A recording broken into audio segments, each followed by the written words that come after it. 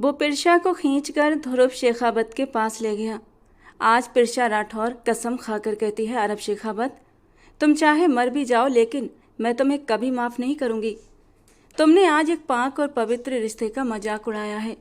बाप को बचाने के लिए पत्नी को दांव पर लगा दिया। मामा ने ठीक ही कहा था, आखिरकार तुमने अपनी माँ का बदला मुझसे ले ही लिया। Excuse me, I want go to washroom. Air hostess के कान में झुककर बोलती हुई वो उसे मुस्कुराने पर मजबूर कर गई। आज पहली बार वो हवाई जहाज का सफ़र कर रही थी। अपनी मामा के पास दुबई जा रही थी, जो एक बहुत बड़ी बिजनेस वूमेन थी। अपने फादर की डेथ के बाद वो अपने दादा के साथ हिंदुस्तान में ही रह रही थी, जबकि उसकी मामा दुबई चली गई थी। अब उसके दादा भी उसे छोड़कर चले गए तो वो बिल्कुल अकेली रह गई। हालांकि उसका जाने के लिए बिल्कुल भी मन नहीं था, लेकिन मजबूरी थी। अब उसका अपना कोई भी हिंदुस्तान में नहीं था, इसलिए आज वो मामा के बुलावे पर उनके पास जा रही थी। वो लड़की जिसने कभी एक शहर से दूसरे शहर का सफ़र नहीं किया था, पहली बार जहाज़ पर बैठते ही उसका दिल बुरी तरह घबरा गया था। एयर होस्टेस ने उसे गाइड किया और पिरशा मैडम दिल पर हाथ रखकर खड़ी हुई और एयर होस्टेस के बताए रास्ते को फॉलो करते हुए आगे बढ़ी और कुछ ही देर में वापस भी लौट आई। सभी सीट्स पर नज़र डालती वो गहरी सांस भरते हुए मज़े से अपनी सीट की तरफ जा रही थी। अपनी सीट के पास पहुंची ही थी कि अचानक प्लेन को जोर का झटका लगा। सभी मुसाफिर एक पल को सहर गए। पिरशा का दिल भी उछलकर गले में आ गया।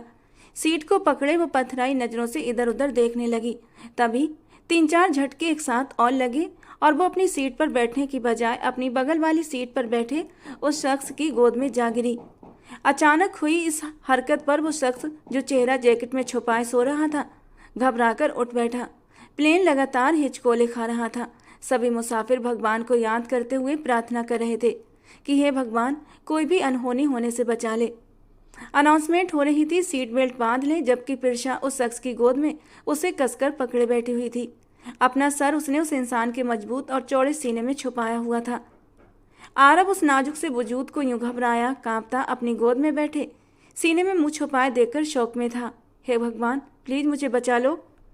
मैं रोज़ आपको प्रसाद चढ़ाऊंगी, पूरा एक बड़ा वाला नारियल भी चढ़ाया करूंगी। एक नहीं, 2 नहीं, पूरे 5। हमेशा अच्छे अच्छे काम भी करूंगी, दाल टिंडे और करेले भी खा लिया करूंगी, कभी भी मुंह नहीं बनाऊंगी। प्लीज़ भगवान जी, बस एक बार प्लेन से सही सलामत नीचे उतार दो। मेरी तौबा जो दोबारा प्लेन पर बैठूं। भगवान जी बचा लो, प्लीज़ प्लीज़ प्लीज़। आप तो बहुत अच्छे हैं, बहुत। मेरे प्यारे प्यारे कान्हा जी, प्लीज़ मुझे आकर बचा लो।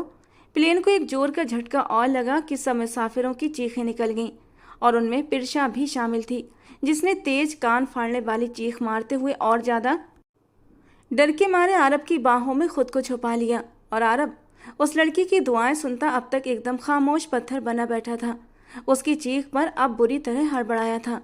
कानों में उंगलियां डालते हुए उसे खुद से चिपका देख अब तक कुछ कह नहीं पाया था। ये सब उसके साथ पहली बार हो रहा था।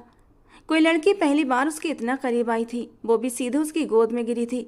सब लोग भगवान से प्रार्थना कर रहे थे, कुछ ऊंची आवाज़ में तो कुछ होठों ही होठों में। अनाउंसमेंट हो रही थी कि सब कुछ नॉर्मल है। मौसम की खराबी की वजह से थोड़ी सी गड़बड़ हो गई थी, लेकिन अब सब कुछ ठीक है। आरब उस लड़की को देखता है, उसे बाजू से पकड़कर खुद से दूर करता है कि वो घबराई हुई काली आंखों से उसे देखती है और उसके दिल को धड़का कर रख देती है। उसके शह रग का तिल, गर्दन के नीचे तिल, आरब की आंखों के ठीक सामने था और उसे बुरी तरह परेशान कर रहा था। उसकी खूबसूरत सफ़ेद दूधिया गर्दन पर वो काला तिल देखकर आरब को किसी शायर का कहा हुआ शेर याद आ गया। उसकी गर्दन की शह रग पर सजा वो काला तिल, जैसे बनाने वाले ने भी उसे खास बना दिया हो। आरब ने जल्दी ही अपनी नज़रें उसके गर्दन से हटाई थीं, क्योंकि अब उसकी नज़रें गुस्ताखी करने लगी थीं और गुस्ताखी करते हुए उसकी धड़कनों की ओर फिसलने लगी थीं, जो उसके गले से झलकती हुई आरब को बुरी तरह हड़बड़ाने पर मजबूर कर चुकी थी। और वो आगे कोई गुस्ताखी नहीं करना चाहता था, इसलिए अपनी नज़रों को फेर लिया। उठो फौरन, आरब ने होठ भींचते हुए गुस्से से कहा। वो घबराकर तुरंत उसकी गोद से उठी और अपनी सीट पर बैठती हुई डरते हुए आरब को देखने लगी, जिसका गुस्से से बुरा हाल था। तुम्हारे अंदर शर्म नाम की कोई चीज़ है या नहीं? आरब को उसका यूँ खुद के पास आना बेहद खल रहा था, क्योंकि पिरशा के करीब आने से आरब की हालत बुरी तरह ख़राब हो चुकी थी। उसके नरम वजूद का एहसास आरब के दिल की धड़कनें बुरी तरह बढ़ा चुका था। माथे पर पसीने की बूंदें छलकने लगी थीं, जैसे तैसे उसने खुद पर काबू पाया और सारा गुस्सा उस अनजान लड़की पर निकाल दिया। पिरशा ने निचले वाला होंठ निकालकर रोने का सीन ऑन करने की कोशिश की, जिसे आरब ने तुरंत भांप लिया। खबरदार, खबरदार, जो मेरे सामने ये आंसू बहाए तो। नफरत है मुझे इन आंसुओं से। आरब ने इतनी सख्ती से डांटा कि वो 2 आंसू जो गिरने ही वाले थे वहीं रुक गए। बात हुई नहीं कोई, और तुम लड़कियां आंसू बहाना शुरू। आंसू बहाने के अलावा तुम लड़कियों के पास क्या कोई दूसरा काम नहीं होता? और तुम्हारे आंसू भी जैसे तुम्हारी पलकों पर तैयार बैठे रहते हैं कि कब हमारी मैडम हमें ऑर्डर करें और हम बाहर निकल कर आए। आरब ने दांत पीसते हुए मुंह फेर लिया। उसे बेहद गुस्सा था उस लड़की पर जो उसकी गोद में पके आम की तरह आ गिरी थी, और फिर सोने पर सुहागा उसके सीने से भी लिपट गई। न शर्म न लिहाज। मैंने जानबूझकर नहीं किया, मुझे डर लग रहा था। पिरशा की सहमी और रोई हुई सी आवाज़ सुनाई दी। डर? मैडम, आत्मसम्मान नाम की भी कोई चीज़ होती है, इज्जत और संस्कार नाम की चीज़ है तुम्हारे पास या नहीं? इस बात से डर नहीं लगा तुम्हें जो यूं किसी अनजान आदमी की गोद में बैठी उसके सीने से लिपट गई थी? आरब ने बिना लिहाज किए उसे खरी खरी सुना दी। अब की बार पिरशा ने अपने आंसू पोंछे और मुंह उसकी तरफ से दूसरी ओर फेर लिया। सब अनजाने में हुआ, और अनजाने में की गई गलती तो भगवान जी भी माफ़ कर देते हैं, लेकिन इंसान कभी नहीं करते। पिरशा दिल ही दिल में सोचती आंसू रोक रही थी। उसने अब आरब से कोई बात नहीं की। उसे अपनी और बेइज्जती कराने का मन नहीं था। आरब के मूड को देखकर वो ये तो अच्छे से समझ चुकी थी कि ये बदतमीज इंसान अब उसकी बेइज्जती करने में कोई कसर नहीं छोड़ेगा, इसीलिए चुप रहने में ही भलाई समझी, और आरब ने भी दोबारा बात करना जरूरी नहीं समझा, और फिर सिर सीट की पीठ से टिकाकर आंखें मूंद लीं।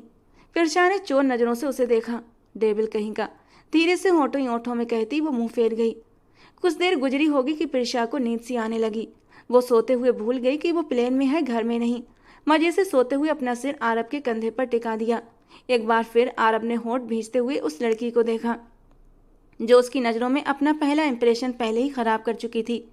आरब ने गहरी सांस लेते हुए उसका सिर झटका कि वो कसमसाकर फिर से उसके कंधे को तकिया समझकर सोने लगी। और तो और सोने पर सुहागा इस बार उसकी कमर पर अपनी बाहें भी कस लीं। आरब ने इस बार गुस्से से उसकी बाजू पकड़कर झटका देते हुए उसे पीछे किया तो झट से पिरशा की आंखें खुल गईं और नासमझी वाले अंदाज में आरब को देखा। तुम्हें घर वालों ने अकल सिखाई है या नहीं? सख्ती से पूछा।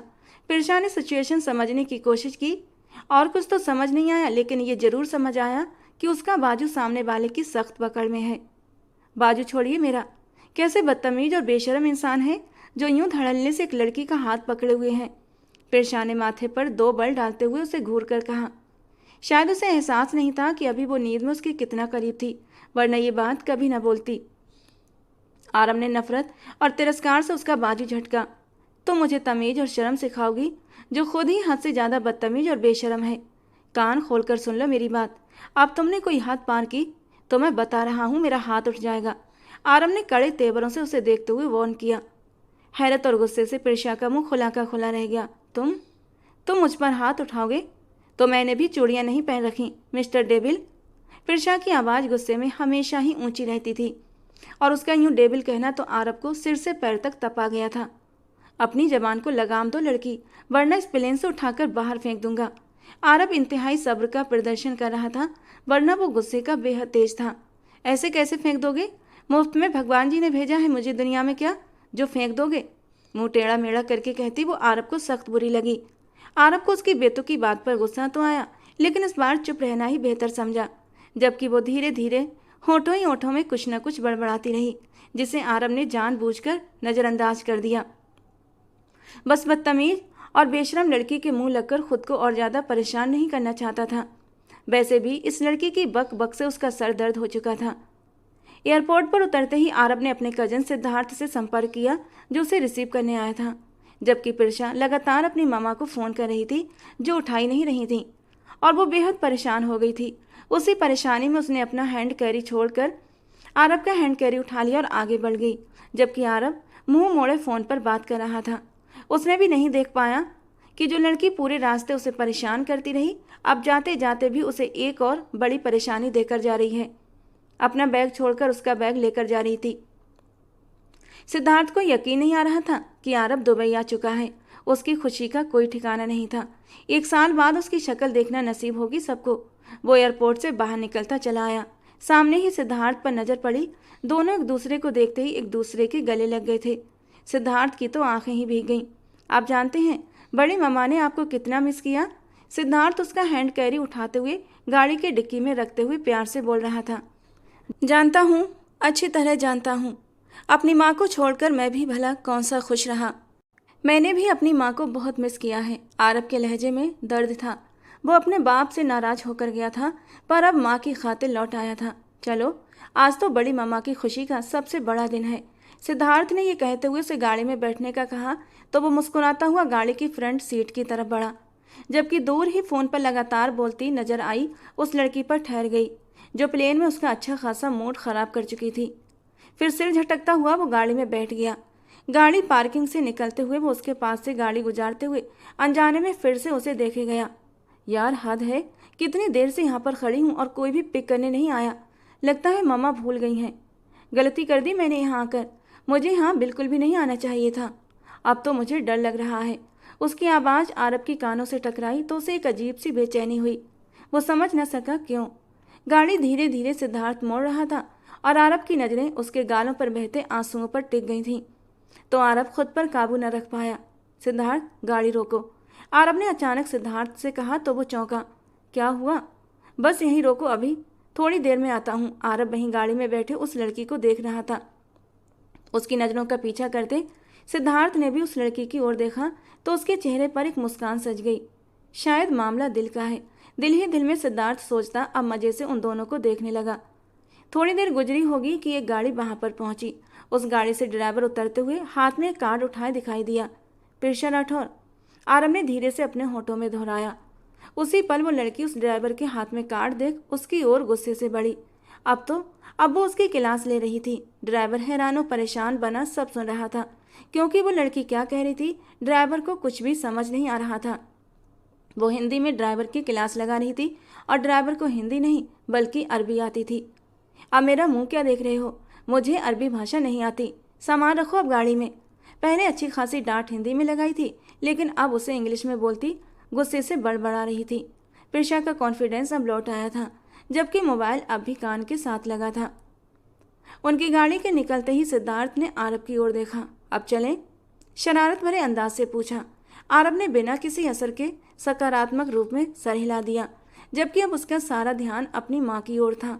शेखावत बिला में दाखिल होते ही वो सीधा माँ के कमरे में गया था, जो आंखें मूंदे बेड क्राउन के साथ टेक लगाए बैठी थी। मम्मा, अचानक से अपने जिगर के टुकड़े की आवाज़ सुनते हुए वो अपनी आंखें खोल गईं। अपनी आंखों के सामने आरब को देखते हुए वो गमगीन हो गईं। उन्हें यकीन नहीं आया कि आरब उनके सामने है। वो नम आंखों से मुस्कुराता माँ की ओर बढ़ा। आरब, उन्होंने उसका गाल छुआ तो वो उन्हें अपने सीने से लगा गया। संजना जी रो पड़ी। मेरा मेरा आरब, मेरा बच्चा, वो मोहब्बत से हकलाते हुए बोली। लहजा रुंधा हुआ था। आरब ने उन्हें अपने खुले सीने से लगाया तो वो बिलख बिलख कर रो पड़ी। आरब, कहाँ चले गए थे आप मेरी जान? जानते हो माँ कितना तड़पी? बिलखते हुए वो बोली थी। माफ़ कर दें। उनके आंसू पहुँचते हुए उसका लहजा भी नम हुआ था। सभी संजना जी के कमरे में आ चुके थे। उसकी सबसे प्यारी बहन आशा आगे बढ़ी तो आरब ने नम आंखों से देखती अपनी बहन को भी गले से लगा लिया। आई मिस यू भाई। आशा का लहजा भी रुंधा हुआ था। सिद्धार्थ की मामा नायरा जी से आशीर्वाद लेता वो फिर से अपनी माँ की ओर मुड़ा, जो अब भी रो रही थी। उन्हें फिर से अपने सीने से लगा लिया।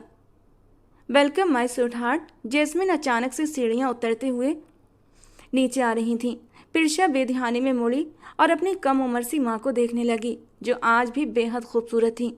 ब्लैक एंड ब्लू की कॉम्बिनेशन की साड़ी पहने, हल्का सा मेकअप किए, गले में डायमंड नेकलेस और कानों में डायमंड के छोटे छोटे टॉप्स पहने वो आज भी कहीं से जवान लड़की की माँ नहीं लगती थी। बालों को हल्का सा कर्ल करके नीचे खुला छोड़ रखा था। वो साड़ी संभालते हुए नीचे उतरती प्रिशा के पास जा पहुंची और आगे बढ़कर उसे गले से लगा लिया। प्रिशा सख्त खड़ी उनके रंग रूप को देख रही थी। उसे लगा जैसे उसके सामने उसकी ही खुद की परछाई हो, बहुत प्यारी हो, जस्ट लाइक मी मेरी जान। उसके गाल पर बहुत प्यार से हाथ फेरा तो प्रिशा थोड़ा चौंकी। आप कहीं जा रही हैं? प्रिशा ने ना हाय ना हेलो किया, ना हालचाल पूछा। जैस्मिन थोड़ी हैरान हुई उसके इस तरह बिहेव करने पर, लेकिन जल्दी ही अपनी हैरानगी पर काबू पाया और बहुत प्यार से उसके गाल को थपथपाते हुए बोली, यस माय स्वीट हार्ट, एक बहुत बड़ी पार्टी अरेंज हुई है कंपनी की तरफ से, क्योंकि एक बहुत बड़ा प्रोजेक्ट मिला है हमारी कंपनी को। मिलियंस प्रॉफिट, वो खुशी से बता रही थी और प्रिशा मुस्कुरा भी न सकी। मैं ज़रूर आपको भी ले चलती, लेकिन स्वीटी आप आज ही आई हैं ना, थकी होंगी, थोड़ा रेस्ट कर लें, शाम में मुलाकात होगी। ठीक है मेरी जान।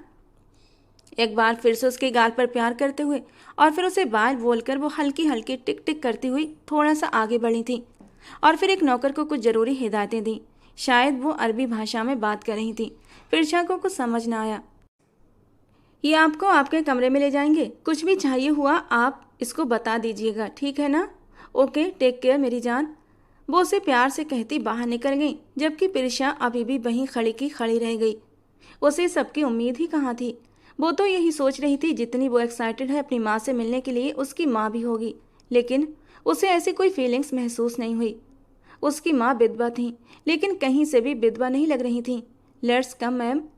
वो नौकर एक अधेड़ उम्र का व्यक्ति था, लेकिन प्रिशा के सामने सिर झुकाए खड़ा था, जो प्रिशा को बिल्कुल अच्छा नहीं लगा, लेकिन फिलहाल चुप रहना ही सही समझा। अपने कमरे में आकर वो एक तरफ बैठ गई। कमरा बहुत बड़ा था, ज़रूरत की हर चीज़ यहाँ इस कमरे में मौजूद थी। वो नौकर जाते हुए न जाने क्या क्या बोलकर चला गया। प्रिशा ने बिल्कुल भी ध्यान नहीं दिया। वो तो अपने ही ख्यालों में खोई हुई थी। उसका जी चाहा 1 मिनट की देरी किए बिना यहाँ से वापस चली जाए। बेख्याली में उसकी आंखों में आंसू आ गए, जिन्हें उसने साफ करना भी जरूरी न समझा। उसे अचानक ही अपना प्यारा देश हिंदुस्तान याद आ गया। आरब काफ़ी समय संजना जी के साथ गुजारकर अपने कमरे की ओर बढ़ा। वो थोड़ा फ्रेश होना चाहता था। विजय शेखावत भी घर पर नहीं थे और वो जानता था उनका ज़्यादातर समय कहाँ गुजरता था।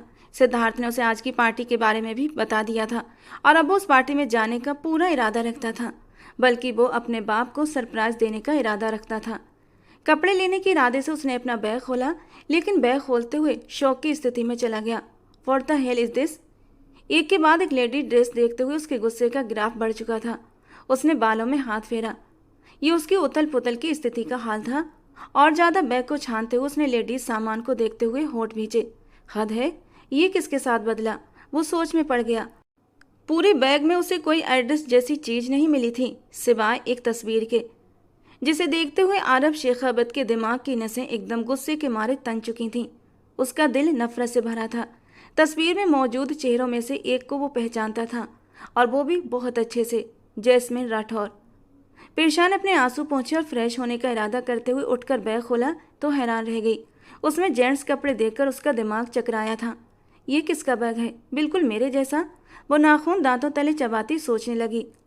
फिर उसे वहीं छोड़कर बाहर निकली, शायद कोई नौकर मिल जाए और उससे कपड़ों के बारे में पूछे। अचानक से किसी से टकराते टकराते बुरी तरह बची। Hi sweet girl, how are you? Pure Hindustani beauty. उस शख्स की आंखों में कुछ ऐसा था कि एक पल के लिए प्रिशा का शरीर कांप गया। Excuse me? प्रिशा की आंखों में शख्स ने नाखुशी देख ली थी। जैस्मिन की बेटी हो? इस बार थोड़ा गंभीरता से पूछा गया। आप? प्रिशा के माथे पर बल पड़े। आपकी मम्मी का बहुत ही क्लोज फ्रेंड ध्रुव शेखावत। उस शख्स ने हाथ मिलाने के लिए आगे बढ़ाया था, जिसे प्रिशा ने एकदम नज़रअंदाज कर दिया। लगता है मैनर्स में कुछ कमी रह गई है। उस शख्स ने अपनी मुट्ठियां भींचते हुए हाथ पीछे किया। उसके शब्दों ने प्रिशा को आग लगा दी। हमारे यहाँ गैर मर्दों से एक दूरी में ही रहा जाता है, आपके यहाँ शायद ऐसा कुछ नहीं होगा। और एक एहसान करें मुझ पर, अपनी लिमिट्स में रहिए। प्रिशा उसे कड़ा जवाब देती आगे बढ़ गई। आया बड़ा कहीं का मुझे सुनाने वाला। उसी पल उसे नौकर नजर आ गया तो प्रिशा सब भूलकर उसके पास जा पहुंची और अपना प्रॉब्लम उसे बताने लगी, जो उस नौकर ने 2 मिनट में हल कर दिया। दरअसल जिस रूम में उसे ठहराया गया था उसकी बारटों में अनगिनत ड्रेसेज और सामान था, और प्रिशा सदा की सादा और मासूम, उसने कोई भी कबर्ड खोलकर देखना गवारा नहीं किया था। फ्रेश होते हुए एक आरामदायक ड्रेस का चुनाव करते हुए इस वक्त वो फिर से उस बैग का निरीक्षण कर रही थी। शायद कोई पता मिल जाए, लेकिन कुछ भी नहीं मिला। थक हार कर बैग एक तरफ किया और खुद आराम करने की इच्छा से लेट गई। पार्टी अपने शबाब पर थी। जैस्मिन इस पार्टी की मेहमान खास थी। हर दिल अजीज वो बिजनेस वुमैन अपनी छा जाने वाली पर्सनालिटी के साथ साथ वहाँ मौजूद हर एक दिल पर बिजलियाँ गिरा रही थी। कमसिन हसीना की तरह वो अपने हुस्न के जलवे इधर उधर बिखेर रही थी। वो बेशक बहुत खूबसूरत थी। ध्रुव शेखावत भी इस पार्टी का हिस्सा थे। वो प्रोजेक्ट जो जैस्मिन की कंपनी को मिला था, इसके लिए ध्रुव ने काफ़ी मेहनत की थी, लेकिन जैस्मिन फिर एक बार उनसे बाजी ले गई थी। अपनी हार को उन्होंने अब तक स्वीकार नहीं किया था और बदला लेने का पूरा पूरा इरादा रखते थे। लेकिन इस दिल का क्या करते जो आज भी उसी जैस्मिन राठौर का तलबगार था। एक के बाद एक ड्रिंक का गिलास लेते हुए वो अपनी नज़रों का फोकस पूरी तरह जैस्मिन पर रखे हुए थे, जो उनसे बेखबर अपने दोस्तों और कलीग के साथ बातें करने में बुरी तरह व्यस्त थीं। अपनी हार को सेलिब्रेट कर रहे हो ध्रुव शेखावत? उनके दोस्त अहम खन्ना उनके पास आए। उनके हाथ में भी ड्रिंक का गिलास था। ध्रुव शेखावत ने गुस्से भरी नज़र उन पर डाली। अपनी बकती हार और दुश्मन की बकती जीत को सेलिब्रेट कर रहा हूँ। ड्रिंक का एक सिप लिया और साथ ही जैस्मिन को गहरी नज़रों से देखा। उफ, महबूब महबूब महबूब, ये जो महबूब की चाहत होती है ना, ये इंसान को अंदर ही अंदर राख बना देती है। और तुम्हारी हार की वजह ये तुम्हारी चाहत ही है, जो तुम उससे चाह कर भी नहीं जीत सकते। अहम खन्ना ने कठोर शब्दों में ध्रुव शेखावत को जता दिया। वो कुछ जवाब देते कि उसी पल उनकी नज़रें गेट से अंदर आते एक शख्स पर जा टिकीं। ये हिंदुस्तान से कब लौटा? दिल ही दिल में सवाल किया। उसके पार्टी में आने पर एक पल के लिए सभी की नज़रों का वो केंद्र बन गया था। वो कोई आम इंसान नहीं था, मशहूर रेसलर था। उसकी एक अलग ही पहचान थी। सभी उसे टाइगर के नाम से जानते थे, यहाँ भी और हिंदुस्तान में भी। लेकिन उसकी एक पहचान और भी थी। वो ध्रुव शेखावत का बेटा था, उनसे भी ज़्यादा जुनूनी, जिद्दी और घमंडी। लड़कियों की अच्छी खासी तादाद ने उसे उसकी तरफ रुख किया था और आरब शेखावत इन सबको नज़रअंदाज करता हुआ अपने बाप की ओर बढ़ने लगा। एक पल को जैस्मिन की नज़रें भी उस खूबसूरत नौजवान का पीछा करती हैं जिसे वो ध्रुव चौधरी के बेटे के रूप में जानती थीं, पर वो कभी इस तरह सामने नहीं आया था। क्या हुआ? आपको मुझे यहाँ देखकर खुशी नहीं हुई? आरब का पहला तंज था। ध्रुव शेखावत ने अपने होंठ भींचे। तुम यहाँ क्या कर रहे हो? गिलास पर उनकी पकड़ मजबूत हो गई। अगर यही सवाल मैं आपसे करूँ तो? आरब ने बिना पलकें झपकाए उनसे कहा। वैसे कितनी हैरान करने वाली बात है ना। आरब की नज़रें भी जैस्मिन की तरफ उठी, जो अब अपना रुख बदल चुकी थी। आप जिस ख्वाब के पीछे पिछले 25-26 साल से भाग रहे हैं, अब तक आपसे कोसों दूर है। छी छी, कितनी मोहब्बत की होगी ना आपने इस ख्वाब को पाने की। लेकिन सब बेकार गया। आरब की तीखी बातों से ध्रुव शेखावत की दिमाग की नसें तन गई थीं। अपनी जबान को लगाम दो, भूलो मत मैं तुम्हारा बाप हूँ। वो अपनी जगह से उठे थे। ये तो मेरी बदकिस्मती है कि मैं एक ऐसे इंसान का बेटा हूँ जिसका कैरेक्टर शुरू से ही शक के घेरे में रहा। अब की बार वो ध्रुव शेखावत के करीब होता गुस्से से दहाड़ा था। ध्रुव शेखावत ने मुश्किल से खुद को काबू करते हुए कुछ भी कठोर कहने से बचा लिया। वो और कोई बात करके अपना तमाशा बनवाना नहीं चाहते थे, और आरब तो था ही सदा का मुंह फट। कब कहाँ क्या बोल जाए कोई अंदाजा नहीं कर सकता था। इसलिए आज 2 साल बाद उसे वापस अपने सामने देखकर वो जहाँ दिल ही दिल में खुश हो रहे थे, उसकी तंज भरी बातें सुनकर वो खुद को गुस्से में आने से रोक नहीं पा रहे थे। मेरी माँ वहाँ अस्पताल में थी जब सबसे ज़्यादा उनको आपकी ज़रूरत थी, और आप दुबई वापस आ गए हैं, लेकिन अपनी बीवी के पास जाने की बजाय आप यहाँ। आपको ज़रूरत महसूस नहीं हुई, बल्कि उस बाहियात औरत के लिए। आरब शेखावत। ध्रुव शेखावत की आवाज़ ऊंची हो गई थी। जैस्मिन से लाख दुश्मनी सही, लेकिन वो उसके किरदार पर लगा कीचड़ नहीं देख सकते थे। कुछ भी कहो, वो उनकी मोहब्बत थी। उसे पा नहीं सके तो क्या हुआ, दिल में तो अब भी बही बसती थी, और उसकी मोहब्बत पर कीचड़ उछाने वाला कोई और नहीं, उनका अपना बेटा था।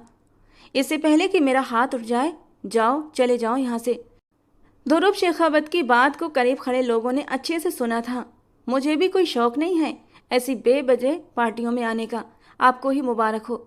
लेकिन एक बात आप आज मेरी कान खोलकर सुन लीजिए। मैं वापस आ चुका हूँ और अपनी माँ का हक भी आपसे वापस लेकर रहूँगा। मुड़कर एक कहर भरी नज़र पिरशा राठौर पर भी डाली थी, जो उस लड़के को हैरान होकर देख रही थी। और आखिरी मशवरा है, बाज आ जाइए, अभी भी वक्त है। ये ना हो कि मैं कोई ऐसा कदम उठाऊं कि जिसका खमियाजा आपको सारी ज़िंदगी के लिए भुगतना पड़े। धीरे से उसके पास खड़ा होकर गुर्राते हुए कहता वो वहाँ से निकलता चला गया। ध्रुव शेखावत ने गुस्से से सिर झटका। आरब शेखावत का वापस आना उन्हें सख्त खटक रहा था, जैसे कोई बहुत बड़ा तूफान आने वाला हो। और ये सच भी था कि वो आने वाले तूफान से अनजान थे। आ गया आपका लाडला बेटा, और आते ही सीधा वहाँ पार्टी में पहुँचते ही मुझ पर अटैक किया है। यही सिखाया है आपने अपने बेटे को? ध्रुव शेखावत आज 2 साल बाद शेखावत मेंशन आए थे। आज से 26 साल पहले वो संजना को रौंद कर चले गए थे और फिर सालों साल उन्होंने संजना की खबर नहीं ली थी। लेकिन फ़ोन पर उनके पापा उन्हें बुलाते थे, उन्हें पल पल की खबर भी देते थे। संजना की प्रेगनेंसी का भी बताया था कि अब तो वापस आ जाओ, तुम बाप बनने वाले हो। और ध्रुव का एक ही जवाब था, मुझे उस औरत से कोई दिलचस्पी नहीं है, मैं उस रिश्ते को हमेशा के लिए ख़त्म कराया हूँ। लेकिन 2 साल पहले वो आए थे जब उनके बाप की मौत हुई थी। तब उन्होंने अपने बेटे आरब शेखावत को भी देखा था, जो कद काठी में हो बहू उनके ही जैसा था। और आज वो फिर 2 साल बाद शेखावत मेंशन चले आए थे और वजह आरब शेखावत की बदतमीजी थी, जो आज उसने पार्टी में आकर की थी। और अब उनके गुस्से का निशाना संजना बनी थी। और संजना आज 2 साल बाद ध्रुव शेखावत को फिर से देखकर पत्थर की हो गई थी। इस इंसान की वजह से वो तिल तिल मरी थीं, खुशियाँ जैसे उनसे रूठ गई थीं। सब कुछ ख़त्म कर दिया था इस जालिम आदमी ने, और आज संजना जी के सामने आकर पुराने जख्मों को उधेड़ दिया था। संजना को वो रात फिर से याद आई, किस कदर तकलीफ पहुंचाई थी इस आदमी ने संजना को। वो रोई थी, तड़पी थी, सिसकी थी, लेकिन उसकी तड़प और सिसकियों में भी ध्रुव शेखावत का दिल नहीं पिघला था। वो आपका भी बेटा है ध्रुव साहब, संजना जी धीमी आवाज़ में बोली थी। बहुत दर्द है ना आपके बेटे को आपका? कौन सा हक पूरा नहीं किया मैंने आपका, जो वो मुझसे लेने उस पार्टी में आ पहुंचा था? तलाक देने के बाद भी आप अब तक शेखावत मेंशन में रह रही हैं। जिंदगी का हर ऐशो आराम आपके पास है, फिर कौन सा हक चाहिए आपको? और तो और विजय शेखावत ने अपनी बात अधूरी छोड़कर वो खामोश हो गए थे, क्योंकि विजय के नाम पर संजना की आंखों से आंसू निकले थे। ये एक और दर्द था जो पूरे 26 साल से वो सह रही थी। काश विजय शेखावत ने उन्हें सहारा न दिया होता, वो अकेलेपन की मार सहकर जिंदगी गुजार लेती। लेकिन जो ताने वो पिछले 26 साल से सुन रही थी और जिन तानों को सुनकर उनकी आत्मा तक घायल हो चुकी थी, वो ताने उन्हें सुनने को न मिलते। यकीनन आपकी शह पर ही आया होगा। ध्रुव शेखावत आज सख्त गुस्से में भरे हुए थे। कहाँ है वो? आज मैं उसे अच्छे से बता दूंगा कि उसकी रगों में ध्रुव शेखावत का खून है। मुझे नहीं पता ऐसा क्यों किया आरब ने, लेकिन प्लीज़ आप उससे थोड़ा नरमी से पेश आइए। वो आपका बेटा है, संजना जी ने थके हुए लहजे में कहा। बेटा है तभी लिहाज कर रहा हूँ, वरना मुझ पर उंगली उठाने वालों का हाथ तोड़ देता हूँ मैं। गुस्से से कहते हुए वो बाहर निकलने लगे कि वापस मुड़े। और हाँ, समझा लीजिएगा अपने बेटे को, आगे अगर जैस्मिन के बारे में कोई भी गलत बात कही मुझसे, तो मुझसे बुरा कोई नहीं होगा। सख्त वार्निंग देते शब्दों में कहते वो संजना जी के दिल को एक बार फिर ठेस पहुंचाकर चले गए। वो अपने कहकर जा चुके थे, और जब वो थके थके कदमों से अपने कमरे की ओर पलटी तो उनका दिल धक से हुआ था। सामने ही विजय शेखावत खड़े थे। उनकी आंखों में नफरत की चिंगारियां निकल रही थीं, जिसे संजना जी ने उलझ कर देखा। यही नफरत वो पिछले 26 साल से सह रही थी। विजय शेखावत लंबे लंबे डग भरते हुए अपने कमरे में जा चुके थे, जबकि संजना के बहते आंसू उन्हें एक बार फिर अतीत में धकेल चुके थे। ऐसा अतीत जिसे वो याद भी नहीं करना चाहती थी, लेकिन बार बार उनका अतीत उनके सामने आकर खड़ा हो जाता था। नहीं करनी मुझे संजना से शादी। मोहब्बत मैं जैस्मिन से करूं और शादी संजना से मुमकिन ही नहीं। मंगेतर है वो मेरी। मंगेतर थी लेकिन अब है नहीं। जैस्मिन अपनी ज़िंदगी में आगे बढ़ चुकी है ध्रुव शेखावत, इस बात को मत भूलो। अब वो किसी की बीवी है, तुम्हारी मंगेतर नहीं, और भूल जाओ उसे। संजना बहुत प्यारी बच्ची है और वो इस रिश्ते से खुश भी है। विजय शेखावत के पापा किशोर शेखावत बेटे को समझाने की पूरी कोशिश कर रहे थे। वो क्यों नहीं खुश होगी, उसकी तो लॉटरी निकल रही होगी मुझसे शादी करके। लेकिन एक बात आप उसे साफ साफ बता दीजिएगा, मैं उसे जैस्मिन की जगह कभी नहीं दे सकूंगा। जिंदगी भर तड़पेगी, रोएगी, मेरी मोहब्बत की भीख मांगेगी, और उसे मेरी मोहब्बत कभी नहीं मिलेगी। उसे अच्छे से ये बात समझा दें, जो जगह मेरे दिल में जैस्मिन की है वो संजना की कभी नहीं होगी, कभी नहीं। और जब किशोर जी ने भूख हड़ताल करके अपनी तबीयत खराब कर ली तो मजबूरन ध्रुव को संजना से शादी करनी पड़ी। लेकिन उन्होंने सोच लिया था वो इस रिश्ते को आगे नहीं बढ़ाएंगे। शादी की पहली रात संजना अपने दिल को संभालते हुए ध्रुव का इंतजार कर रही थी। उसे ये तो पता था कि ध्रुव इस शादी से खुश नहीं था, लेकिन संजना ने अपने दिल को समझाया था कि मैं ध्रुव को अपनी मोहब्बत में सब कुछ भुला दूंगी। एक नज़र संजना ने खुद को शीशे में देखा था। खूबसूरती में भी वो किसी से कम नहीं थी, लेकिन वो नहीं जानती थी ये सब उसकी गलतफहमी थी। अब एक तूफान आने वाला था जो उसकी सारी खुशियों को बहा कर ले जाएगा। थोड़ी देर बाद ध्रुव अंदर कमरे में आया। अपने दिल की भड़ास उसने संजना पर अच्छे से निकाली थी। बताओ कौन से जादू टोने किए हैं तुमने जो मेरी जैस्मिन मुझसे दूर हो गई? ऐसा कुछ भी नहीं है ध्रुव जी, मेरी बात समझने की कोशिश करें। लेकिन ध्रुव पर तो पागलपन सवार था। एक झटके से उसने संजना का दुपट्टा उतार कर दूर और फिर बिना संजना को समझने का मौका दिए उसके नाजुक वजूद को बुरी तरह रौंदना शुरू कर दिया। नाजुक और छुई मुई संजना ध्रुव की दी हुई हर तकलीफ पर तड़प उठती, लेकिन ध्रुव उसकी सिसकियों को भी उसके गले में ही। और जब ध्रुव के अंदर की आग शांत हुई तो उसने संजना के बेजान वजूद को दूर झटक दिया था। बटन बंद करते हुए उसने एक इनवलप संजना की ओर उछाला था। मेरा और तुम्हारा रिश्ता यहीं तक था, इसमें तलाक के पेपर हैं। मैं तुम्हें और देश को हमेशा के लिए छोड़कर जा रहा हूँ। जबकि संजना में तो कुछ बोलने की हिम्मत भी नहीं थी। वो अधखुली आंखों से बस ध्रुव को कमरे से बाहर जाता देखती रही और फिर ध्रुव सब कुछ छोड़कर हिंदुस्तान आ गया। अगले दिन बेहोश संजना को किशोर जी और उनकी पत्नी हॉस्पिटल लेकर गए थे। धीरे धीरे संजना के जख्म तो ठीक हो गए थे, लेकिन जो जख्म दिल पर लगे थे वो किसी तौर भर नहीं रहे थे। वो रातों को चीखती थी, तड़प तड़प कर रोती थी। 2 महीने गुजर चुके थे और संजना की हालत में कोई सुधार नहीं आ रहा था। और एक दिन संजना बेहोश हो गई और फिर घरवाले उसे फिर से हॉस्पिटल लेकर गए, जहां उन्हें पता चला वो मां बनने वाली है। संजना की हालत में अब भी सुधार नहीं था और किशोर जी उससे उस अनाथ और मासूम बच्ची का दुख देखा नहीं गया। उन्होंने अपने छोटे बेटे विजय शेखावत के सामने हाथ जोड़ दिए कि तुम संजना से शादी कर लो। विजय शेखावत, जो हमेशा से ही अपने बड़े भाई ध्रुव शेखावत की उतरन पहनते आ रहे थे, आज फिर उनके हिस्से में उनकी उतरन आई थी। वो होंठ भींच कर रह गए, लेकिन वो हमेशा से अपने बाप के आज्ञाकारी थे। चुपचाप संजना जी से शादी के लिए हाँ कर दी और यूं संजना एक बार फिर से दुल्हन बना दी गई। विजय शेखावत ने ध्रुव की तरह संजना को जिस्मानी चोट तो नहीं पहुंचाई थी, लेकिन संजना को वो मान सम्मान और प्यार न दे सके जो एक पत्नी का हक होता है। आरब की पैदाइश पर संजना जी को जीने की एक वजह मिली थी। वो धीरे धीरे जिंदगी की ओर लौटने लगी और फिर उसके बाद आशा की पैदाइश। वो बच्चों में उलझ कर रह गई, लेकिन विजय शेखावत के ताने उन्हें न मरने देते थे न जीने देते। विजय शेखावत इस सब का जिम्मेदार संजना को ही ठहराते थे। हालांकि आरब भी उनके लिए गैर नहीं था, उनके ही खानदान का खून था, उनके सगे भाई ध्रुव शेखावत की औलाद। लेकिन फिर भी वो आरब से ज़्यादा अपनी बेटी आशा से प्यार करते थे और आरब बस दूर दूर से ये सब कुछ देखता रहता था। जैसे जैसे आरब बड़ा होता गया वो खुद ही विजय शेखावत से दूरी बनाने लगा। हालांकि उसके दिल में अब भी बाप के प्यार के लिए कसक थी, लेकिन संजना ने जैसे एक चुप साध ली थी। अब उसे सिर्फ अपने बच्चों के लिए जीना था और फिर धीरे धीरे उसने अपनी पूरी जिंदगी अपने बच्चों पर कुर्बान कर दी। ये अतीत के पल जब भी संजना को याद आते तो मानो ये सारी बातें संजना का दिल छलनी कर देती थी। जो ध्रुव शेखावत ने उसे कहा था वो करके दिखाया। बेख्तियार रोते हुए उनका हाथ अपने दिल की तरफ उठा था, जहां एक बार फिर से दर्द की तेज लहर सी उठी थी। पिरछा दुबई की सबसे बड़ी यूनिवर्सिटी में एडमिशन ले चुकी थी। घर से निकली तो मूड काफ़ी ख़राब था। जैस्मिन ने उसे कपड़ों पर टोका था। वो चाहती थी कि वो वेस्टर्न ड्रेस पहने, लेकिन पिरछा आज तक बिना दुपट्टे के बाहर कहाँ निकली थी। यूनिवर्सिटी पहुंचते ही गाड़ी का दरवाज़ा बंद करती वो ड्राइवर की तरफ बढ़ी थी। ड्राइवर अंकल, जब ऑफ टाइम होगा तो उससे आधा घंटा पहले आ जाना, ओके? जल्दी में कहते हुए वो बैग हाथ में उठाए अपने बालों को कानों के पीछे करती हुई आगे बढ़ी थी। हवा तेज चल रही थी, न उसे दुपट्टा संभाला जा रहा था न बाल, जिन्हें वो आज खुला ही छोड़ाई थी। चेहरे पर परेशानी के निशान थे, जिन्हें आरब दूर से ही जान गया था।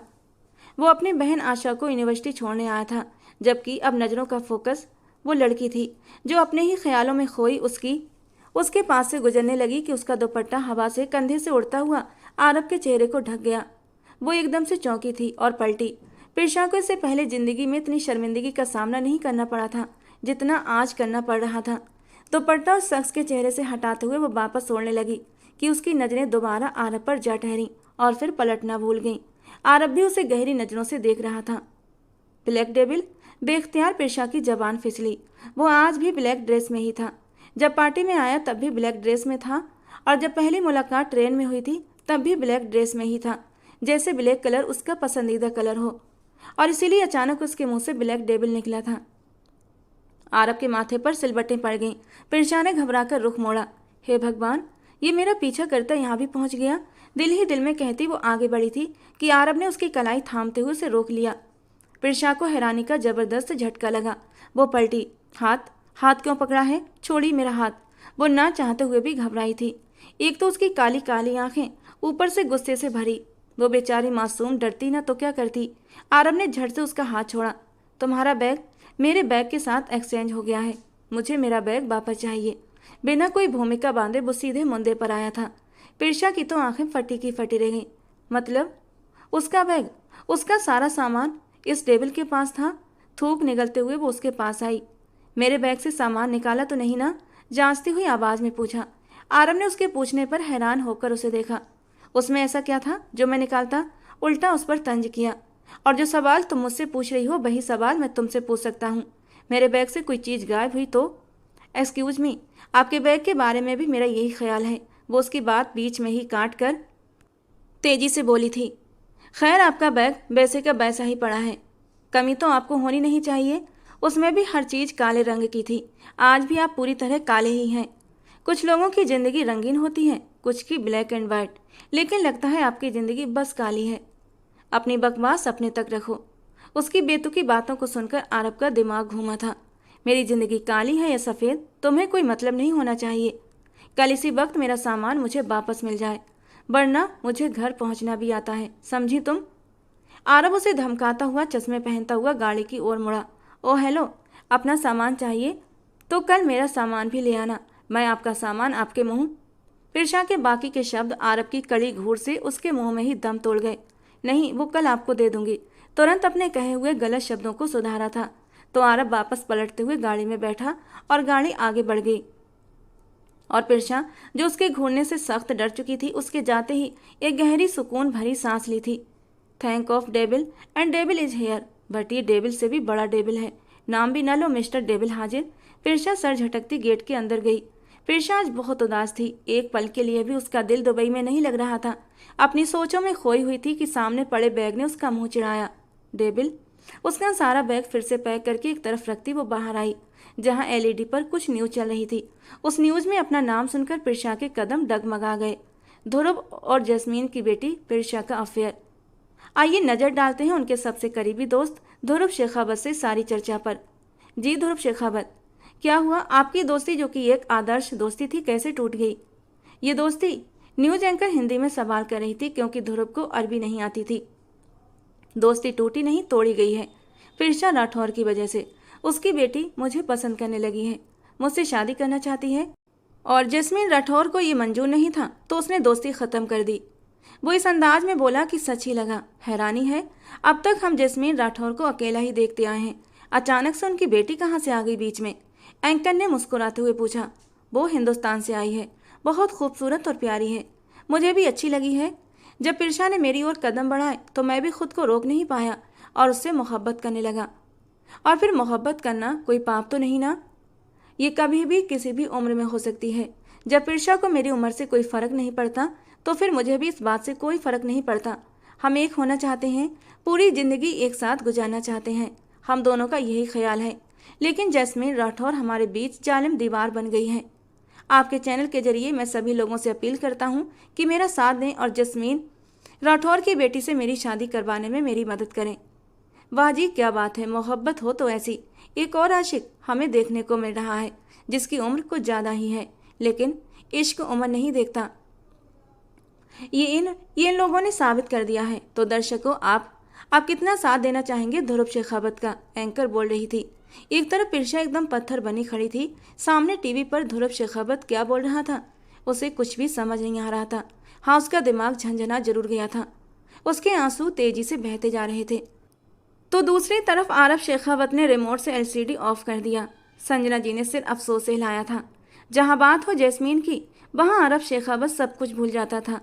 पिछले कुछ दिनों से ये खबर घूम रही थी कि ध्रुव और जैस्मीन का अफेयर चल रहा है। अब वही ध्रुव, उसकी बेटी से शादी। आरब शेखावत को बिल्कुल भी ये बात हजम नहीं हो रही थी। उफ, ये जवानी, ये इश्क और मोहब्बत बुढ़ापे में भी इंसान की मति मार कर रख देता है। संजना जी ना में सिर हिलाते हुए वहां से हट गईं। उन्हें एक बार फिर अपने फैसले पर अफसोस होने लगा। काश उसी वक्त वो ध्रुव शेखावत से शादी के लिए इनकार कर देती तो ये जिंदगी भर की जिल्लत और तकलीफ न उठानी पड़ती।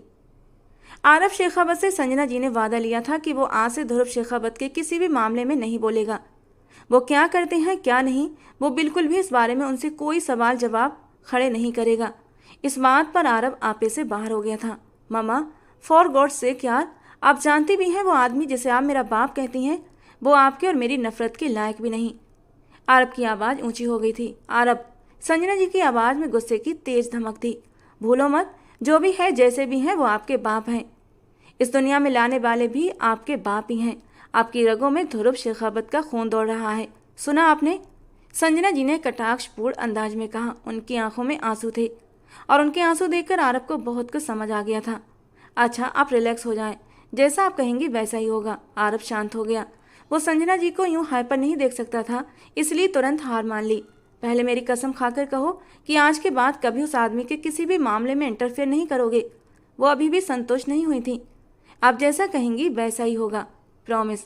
बस आप रिलैक्स रहें, आरव शेखावत ने ठंडे और प्यार भरे अंदाज में कहा। संजना जी तुरंत ही उसे सीने से लगा गईं। बेटा, मैं नहीं चाहती कि कोई भी मेरी परवरिश पर उंगली उठाए, फिर चाहे वो आपके पापा विजय शेखावत ही क्यों ना हो। उन्होंने 2 वाक्यों में सारी बात पूरी कर दी। आरव समझ गया कि विजय शेखावत ने ही कुछ ना कुछ गलत कहा है। दोस्तों, ये कहानी का पहला भाग था। कहानी के दूसरे और आखिरी भाग को सुनने के लिए हमारे चैनल के साथ जुड़े रहें। कहानी का अब तक का ये भाग आपको कैसा लगा, कमेंट बॉक्स में अपनी राय जरूर देना। मिलते हैं दोस्तों कल इसी समय पर कहानी के दूसरे भाग के साथ।